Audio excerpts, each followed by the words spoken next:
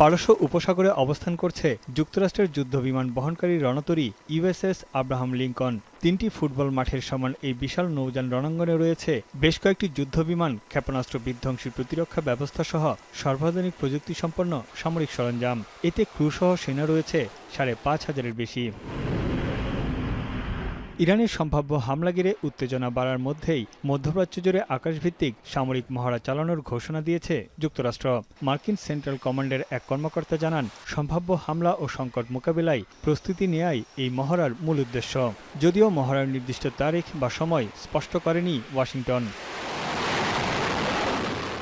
রণতরী Abraham Lincoln মধ্যপ্রাচ্যে প্রবেশের একদিনের মাথায় আবারও ট্রাম্প ঘোষণা দিলেন, দ্বিতীয় আরেকটি আর্মাদা নৌবহর ইরানের দিকে যাচ্ছে। শিগগিরই ইরান একটি চুক্তিতে আসবে বলে আশা ট্রাম্পের। And by the way, there's another beautiful armada floating beautifully toward Iran right now. So we'll see. I hope they make a deal. I hope they make a deal. They should have made a deal the first time they'd have a country. ইরানের পররাষ্ট্র মন্ত্রণালয় জানিয়েছে, যে কোনো পরিস্থিতির জন্য Tehran সম্পূর্ণরূপে প্রস্তুত আছে। মার্কিন যুদ্ধজাহাজের বহর ইরানের আত্মরক্ষার ক্ষমতাকে এক বিন্দু দুর্বল করতে পারবে না বলে সতর্ক করেন দেশটির পররাষ্ট্র মন্ত্রণালয়ের মুখপাত্র।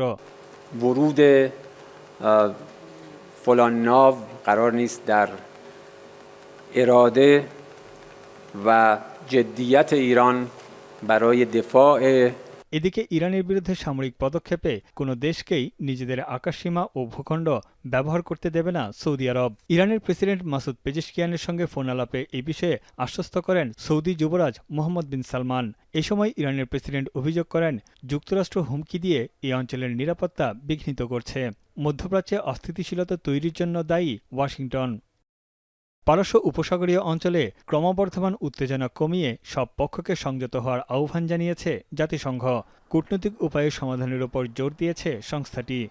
Very concerned indeed about the reported military buildup in the Persian Gulf region. দেশটিতে সরকার বিরোধী রক্তক্ষয়ী সংঘর্ষের পেছনে যুক্তরাষ্ট্র ও ইসরায়েলকে দায়ী করে আসছে ইরান। বিক্ষোভ দমাতে আন্দোলনকারীদের মৃত্যুদণ্ড দেওয়ার ঘোষণা দেয় খামেনি প্রশাসন। এরপরই বিক্ষোভকারীদের পক্ষ নিয়ে ইরানের বিরুদ্ধে কঠোর ব্যবস্থা নেওয়ার হুঁশিয়ারি দেন ট্রাম্প। তানভীর জনি, এখন বিশ্ব।